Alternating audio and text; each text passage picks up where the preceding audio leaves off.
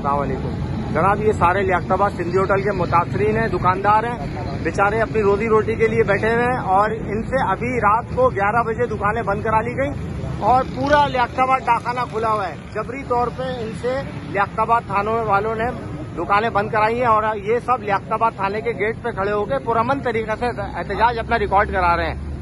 ठीक है सरकार, पूरी मार्केटें खुली है, अभी ये पूरा आप पलट के देख ले, पूरा लियाकताबाद डाकखाना जगमगा रहा है, पूरा खुला हुआ है। और आज के अलावा भी रूटीन में यही होता है और आज हालांकि हफ्ते का दिन है, छूट है, लेकिन उसके बावजूद भी ये जबरी तौर पे बंद कराया है इन लोगों ने, थाने वालों ने, और कोई सुनवाई नहीं है किसी किस्म की। नहीं, SHO मौजूद नहीं है सीट पर, कोई बात करने वाला मौजूद नहीं है, थाने के अंदर एंटर नहीं होने दे रहे ये लोग, बहुत यानी कि नाजायज कर रहे हैं। बराए मेहरबानी इस पे सख्त से सख्त कार्रवाई की जाए। ठीक है, लाखों रुपए का खाना जो है वो जाया हो रहा है रोजाना।